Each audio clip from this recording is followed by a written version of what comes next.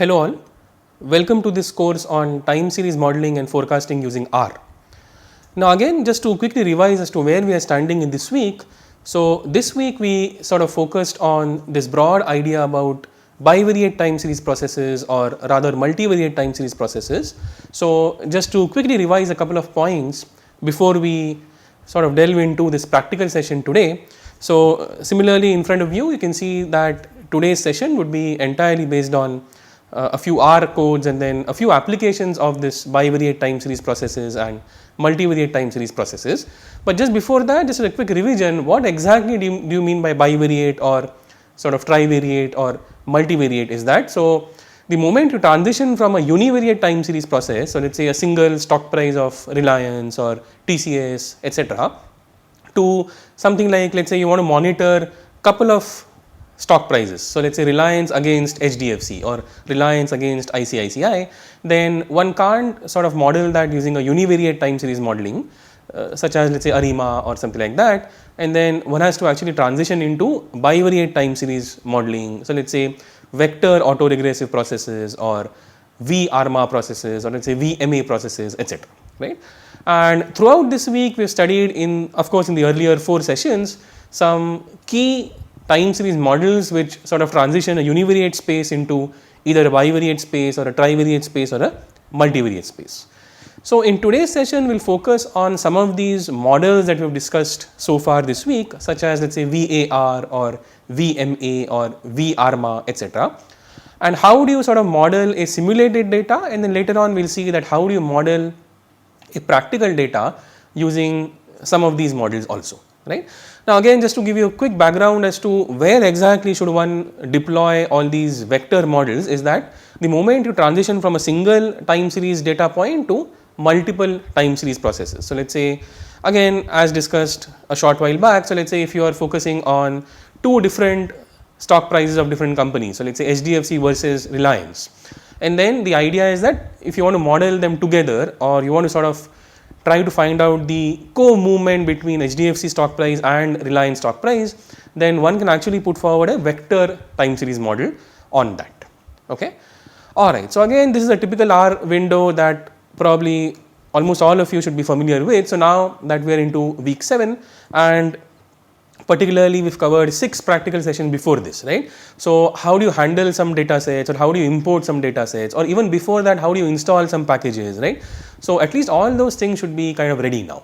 Okay. Now again, just a very quick refresher as to if you forgot, let's say if you have studied or if you have watched the videos some time back, then how do you install the packages? Again, you can simply type in install.packages and the corresponding name of the package here, for example VARS or MTS etc.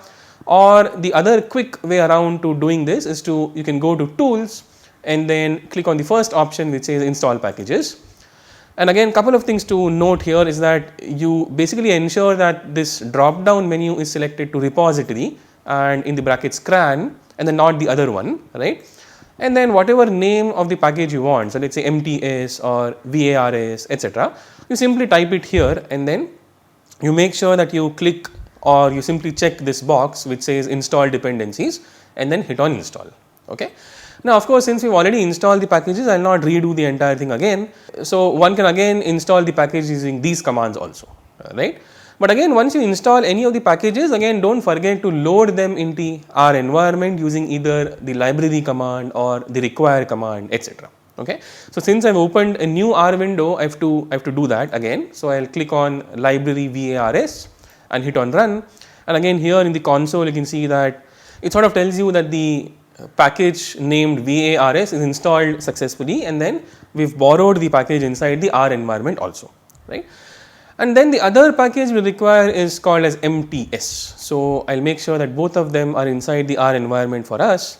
So VARS and MTS, right. And again, as you see that since I have not zoomed in on the console window, but you can drag this upwards and then see a zoomed in version of the console window as to what exactly is going on, right. So once you hit on any library command and then input a package name, it sort of tells you that which package it is attaching inside the R environment, for example MTS, right. And a further a few details about the package that you have just installed, right? So let's say that which other package it has masked or something like that, right? So a few finer details of which obviously we need not worry too much about that.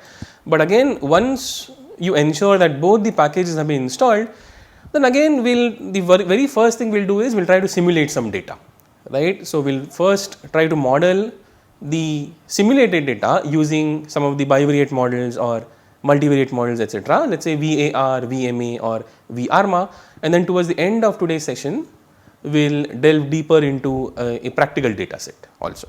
Okay. Alright, so as always the first command to be run is set.seed, and then again as discussed in couple of earlier sessions also. So set.seed command kind of ensures that every time you try to simulate the process again and again, it sort of ensures that it will give you a random output. Okay. And here it hardly matters at what number you put in. So randomly you can put any number here. So for example 1, 2, 3 or for that matter any other number also. So this is just a pointer kind of a thing. So the next time you simulate the exact same thing again, it will again start from the same position, but then obviously give you a completely random simulated data every time. Okay. Okay. So now since we are dealing with multivariate time series processes, so what we will do is we will simulate two interrelated time series, right. So the first illustration is to model some simulated data, right. So for that we require some interrelated time series to be simulated, right. Now again one can mention the sample size. So sample size that we want is let's say 200, right. So in each of the series we want 200 observations. Okay. So let's say just for convenience we will name them as series 1 and series 2. So let's say series 1 contains 200 observations and series 2 also contains some 200 observations. Alright. So we'll run this. And then here if you take a note closely as to how we are actually simulating data sets. So the first command that we will give to R is that we want two separate vectors which are coming from a normal distribution. So here since we are specifying R norm, right.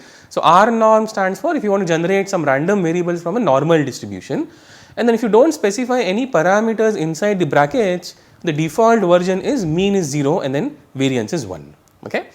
So what exactly are we doing here is that we are simulating two interrelated time series processes, and then of what size again? So of size n, and then n in this case is nothing but 200. Alright. So our first sample would be named as E1, so we will run it, and then second sample would be named as E2.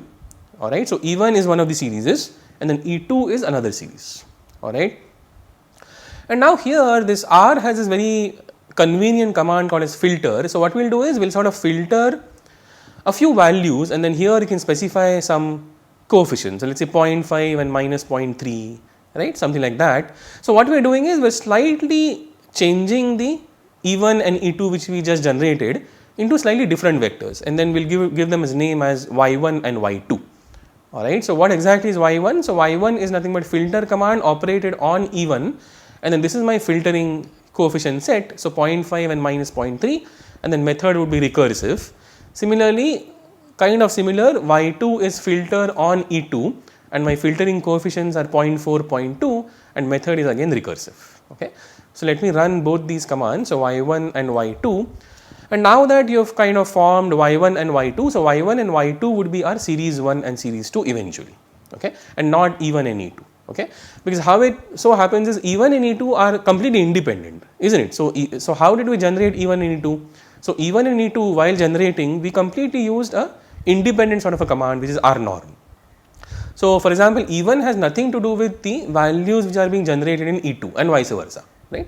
So to sort of make both the series interrelated we have to throw in some filtering there, okay, and this is the reason as to why exactly are we using this filter command here. Alright. So again just to repeat, so E1 and E2 are generated based on some completely normal 0, 1 variables using R norm command, and then sample size is 200 for each of the series. But then clearly E1 and E2 are completely independent, isn't it? Because E1 is generated through R norm independent of E2. But how do we convert E1 and E2 to sort of make them interrelated is that we can apply this filter command on E1 and E2. Make sense so far? Okay. So now just for convenience what we will do is we will combine the simulated data in a matrix. So and then the name that we are giving to that matrix would be sim underscore data. And then cbind is a very useful command in R which sort of combines multiple vectors into a matrix kind of a structure. Alright, so C bind, which vectors we want? We want y1 and y2 and then not e1 and e2. Alright, okay, so we'll run this and then we'll give both the columns some names as series 1 and series 2 respectively. Right. Now that you've simulated some data, we have to also tell R that the simulated data is actually time series data. Okay. So we'll slightly change the name here. So sim underscore data underscore TS. So TS stands for time series, of course. And then again, this is an inbuilt command which is TS, right. So TS would ensure that the generated data which is there in sim underscore data has to be read as a time series data. Okay. So TS applied on sim underscore data. Now, very initially, just to visually check as to what the two series look like, right. So we can have a very preliminary plot kind of a thing. So plot.ts and then sim underscore data underscore ts, which is nothing but the time series object, right. And then we can give some heading and then we can give different colors and so on and so forth. All right. So let me run this plot command and then show you the plot. Okay. Let me zoom in the plot. And then this is exactly how the simulated data looks like. All right. So you have series 1 in the first row and then series 2 in the other. Okay. So even though both the series might look that they are independent, but then using the filter command we are kind of ensuring that there is some co-movement or there is some interdependency between the two series. Okay. So series 1 and series 2, and here on the x-axis this is nothing but the index. So how many observations have we generated? We have generated 200 observations. Make sense so far? Okay. So predominantly this is exactly how the simulated data looks like. So series 1 against series 2. So we'll close this window and then go back to the code. Now the next important thing is we'll try to fit all the models one by one, right. So the very first model we'll try to fit is a simple VAR model, or rather vector autoregressive model, right. Now again, just a very quick refresher that since we're dealing with multiple series, so series 1 and series 2, I can't fit an autoregressive model on both and then check for interdependency, right. So a better way of dealing with such a situation would be to model them jointly using some vector kind of a model. So either VAR or VMA or VARMA, etc. Okay, and then we'll deal with all these models one by one. So the initial model we'll try is a VAR model, and this VAR in caps is again an inbuilt function in R, right. Now again, just to show you very quickly, is if you hover over any of the commands, right, it sort of tells you that what exactly should go inside the command. So can you see that the yellow box that you see? So VAR x comma p equal to 1. So you have to specify the lag, right. So since you are dealing with a vector autoregressive model, you would actually specify the value of p also. So p is nothing but the order of the AR structure, isn't it? So you have to first specify on what vector you are going to model that using the VAR model, and then the second command is you want to specify some order in the AR model. Okay, and you can actually tweak couple of other things also, which we'll kind of ignore as of now. All right. So this is broadly the VAR structure. We'll give it a name as VAR underscore model, and then VAR applied on simulated underscore data underscore TS, right. And then here we'll kind of fix the order to be 2. So 2 is nothing but the AR order. So P is the lag order, right. So let me run this VAR command. Now here of course you can change this order if you want, right. If you are more interested, you can actually play around with multiple orders. So let's say 1, 3, 4, etc. Okay. Now let's see that what the console throws at us. So this is exactly the VAR model fitted on the simulated data, and then it shows you quite a lot of things, right. So let's say the estimates. So these are the estimates of the autoregressive structure, right, and then these are the corresponding standard errors.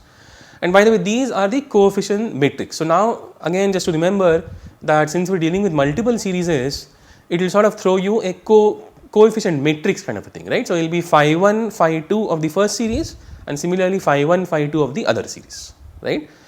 And then this is the standard error matrix, and then it sort of gives you the variance covariance matrix, right. If not all, but then some of these things we studied in the theory portion this week, right. So for example, variance covariance matrix or correlation matrix, etc. right. So these are some of the summary variables that R throws at us, and let's say so towards the end it also tells you that AIC value, BIC value and HQ value. So all these are information criteria just to compare across, let's say, multiple models that one can actually fit, right. So what the first immediate thing that comes to our mind is that one can actually change the order right away. So let's say instead of p equal to 2, if you plug in some other value, so let's say p equal to 3 or p equal to 1, and then if you want to compare as to which model would be superior, so would that be VAR with p equal to 2 or VAR with p equal to 3, let's say, right? So the best thing to sort of counter argue this statement is to look at some of the information criteria values, and whichever AIC value is least or whichever AIC value is lower, that model is sort of superior. Okay. So the idea behind information criteria and then how do you conclude based on, let's say, AIC, BIC or HQ, we have discussed thoroughly in some of the earlier lectures in the prior video series, right? Okay, so basically AIC values and BIC values are just for comparison purposes across different models. Okay. Okay, so now once you do that, then I can actually get a further summary of this VAR fit also, right? So let me run this, and then this sort of tells you in a concrete manner as to how much the data is. So it tells you that data length is 400, and why exactly? Because we have two different series containing 200 each, right? And then how many coefficients you have, how many residual values you have, right? So all these values it sort of throws at you basically. Okay. Alright, so the first thing is to apply or sort of model using a VAR model. Now once you model using a particular model, the next immediate thing is to forecast, right? So again this VAR pred is again an inbuilt function in R, and again we will give the forecast vector a name. So VAR underscore forecast, and then we have to forecast using which model? So we have to forecast using the VAR model, of course, and then how further down the line we want to forecast. So you can specify H to be, let's say, 30 or whatever window down the line you want to forecast for, right? So H equal to 30 stands for 30 steps ahead forecast simply. So I can change this number to, let's say, 10, 20, right, etc. Make sense? So let me run this forecast command and let me print the forecast values or the predicted values. So here as you see, so this ends at 30 because we want 30 down the line, and then this would sort of throw you the 30 predicted values for both the series. So the first column is series 1 and the second column is series 2 basically, alright. So 30 timestamps down the line it sort of throws you the predicted values using a VAR model structure. Okay, so now the next thing is to visualize the forecast. So visually are the forecasts making sense or not, right? So for that I will run the plot command initially, and then I will specify the x axis from 1 to 200, and then which data do you want to first output in the plot. So you want to plot the actual data first or the simulated data first, right, and then the forecast, isn't it? So here I will draw the plots in sort of layers. So the first layer would be the simulated data, and then using this lines command that you see in line 37, we will add the forecast on that using a different color, of course. So you can say red color. Okay. Okay, so I'll show it to you that how exactly the codes run. So the first is the initial plot. So by the way, this is the initial plot of the series, right? This is nothing but the simulated data from 1 to 200, and then here if you see I've left some empty space for the forecast to fit in, right? Now on top of this plot I want to plot the forecasts using a red color, and this is exactly how the forecast look like. So let me zoom in for a better picture. Now can you understand that how the forecast look like using a VAR model? So the black line that you see is entirely the simulated data, and then the red line that you see is nothing but the forecast. Make sense? Alright, so this is exactly how once you forecast something or once you model and then forecast something, visually how do you check if the forecast is making sense or not? Okay. Alright, now the next model we will try is a VMA model, so vector moving average model. So the first model was VAR, so vector autoregressive model, and now the second model we will try out is a VMA model or vector moving average model.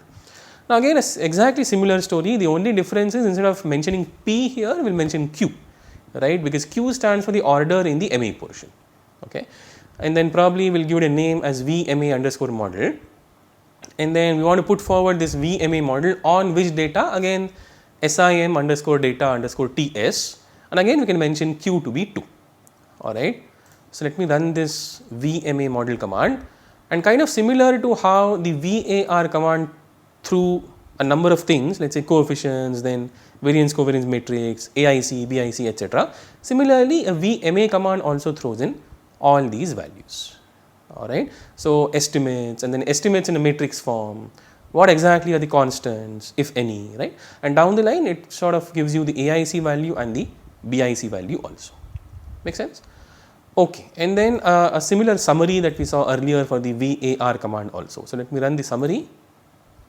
So I guess the summary just tells you that how many data points are there, how many residuals are there, how many coefficients are there, how many standard error of the coefficients are there, how many constants are there, all these things basically. Okay. So for example, here you can see that how many theta values do you have. So I have 8 theta values and then 2 mu values. So mu's are nothing but the constants, right? And here if you add 8 plus 2, so 8 plus 2 is 10, which is nothing but the amount of coefficients you have. So again, if you go up, so it tells you that you have 10 coefficients overall. That makes sense? So this is my VMA model, and now the last model we try out is a VARMA model, right? And then we'll see that is a VARMA model performing better than, let's say, a VAR model, for example, etc. Okay. Now again here the only change is, rather than VAR or VMA, I'll apply this VARMA command, which is again an inbuilt command. Now of course all these commands, right, they're not inbuilt in the initial R. So all these commands are a part of this MTS package, right. So if you remember, if you scroll up, we've kind of installed this MTS package initially, right.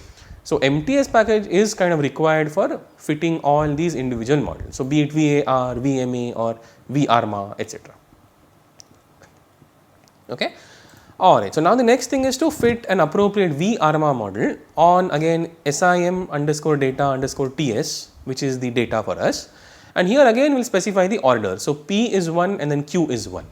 Now again make sure that since we are dealing with a VARMA structure, we had to actually specify both the orders. So one for the AR lag and one for the MA lag.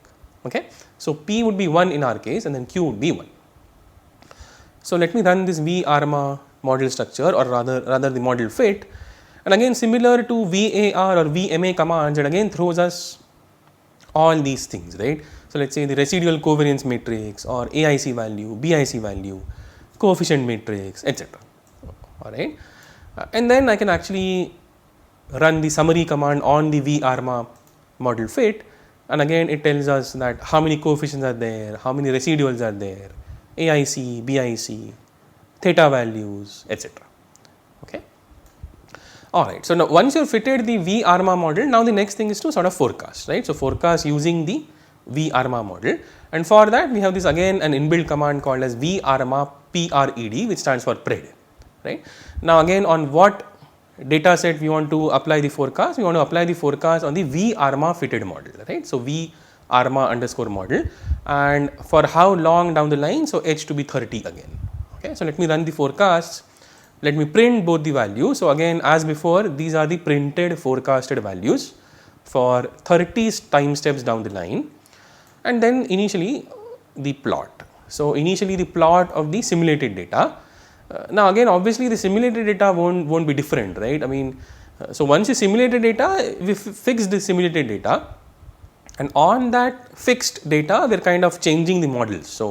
So from VAR to VMA to VARMA, right. So even if you plot the simulated data, it won't change from before, right. So again, this is the simulated data, but what would change is the forecast. I mean, since you are applying a VARMA model now instead of a VAR model, then the forecasted line would change, right, something like that. Now again, let me zoom in and then show you the forecasts. So this is exactly how the forecast looks like for a VARMA model. So broadly, so far we have covered that how do you fit different multivariate time series processes on, let's say, a simulated data. So be it VAR or VMA or VARMA, etc. Right. Now the last thing that is left here in the first section is diagnostic checking, right. So again, we can perform some preliminary diagnostic checking. So let me run this MTS DIAG. So DIAG stands for diagnostics command, and it sort of throws at us this plot containing 4 subplots. Let me zoom in the plots. So by the way, all these are residual plots, right. And then here nowhere you can see that you have some significant residuals, which is a good sign, right, because we want that the residual should be independent and there should not be any underlying pattern among the residuals, right. So since almost all the residuals are between the bands, we can sort of say that the residuals act as a stationary series, which we want, alright. And here again, if you go to the console, it tells you that you have to actually keep on hitting enter. So it says that hit enter for getting the p-value plot of the individual situation. So if you hit enter here, now can you see that it sort of throws at us a p-value plot, and then almost all the p-values are above the threshold, right, which means that you cannot reject the null, right. So, and then since you cannot reject the null, we can actually go with the fact that the underlying residuals are stationary, right. And not just the p-value plot, you can actually get multiple other things also. So, keep on hitting enter. So, this is one more plot, right, and lastly these are the residual plots, right. So, broadly speaking, we can actually cover the whole breadth of diagnostic checking once you fit, let us say, one of the multivariate models, right. Now, the very last thing we will do is we will apply the exact same thing on the real data. So, this data is named as Canada, right. So, let me import the data and then I will show you that what exactly the data set contains. So, by the way, the data set contains all these things. So, employment rate, production, utilities, right, etc. So, right, and then this is a practical data coming from a Canada scenario. Now, exactly how we did for the simulated data, we will try to fit all the models. So, the first model is VAR, right. Now, again I will not specify the details because all these things have been covered in the initial first half of the lecture video. But again, the first plot we will try to plot is that VAR, right, and again I can get the summary, etc., and then I can get the forecasts. Now, how far down the line we want the forecast? We want the forecast for 10 time steps ahead. So, if you see H is 10, right. And again, since we are focusing on multiple series here, so here in general we are focusing on 4 series, right, that you saw in the actual data also. So, there will be 4 different columns of forecasts, right, and then these are the printed values, and then this is the actual data and this is the forecast line, right. By the way, this is the forecast line for the forecast values for 10 time steps ahead, basically. Make sense? Alright, and then this is fitting a VARMA model to the data. So, let us say instead of a VAR model, I will fit a VARMA model now, right, and then I can get a summary, right, as before, and then eventually the VARMA forecasts, right. So, VARMA forecast, again the print, then initial plot, and then the lines, right. So, here can you see that the VAR model was making slightly more sense, because here if you see that the forecasts are shooting up, which is not kind of resembling the actual pattern of the data, right. So, this is exactly, at least visually you can make a sense of which model could be better. So, whether VAR or VARMA, etc., and eventually you can actually print out the AIC values for both the models. So, VAR model as well as the VARMA model. So, here as you see, the AIC for VAR model is minus 6.30, which is much lesser than the AIC for the VARMA model, which is 19.76, right. So, again just to summarize, between these two models we can actually pick the VAR model both visually and as per the AIC values which are thrown at us. Okay. So, again just to summarize in 1 or 2 sentences, so broadly we have covered the whole idea about multivariate time series processes. So, we started with different models, so VAR, VMA, VARMA, right, and especially in today's session we have kind of combined all the things and then told you that how can you implement some of the theory that we have studied in this week to a practical kind of a scenario. Alright, thank you.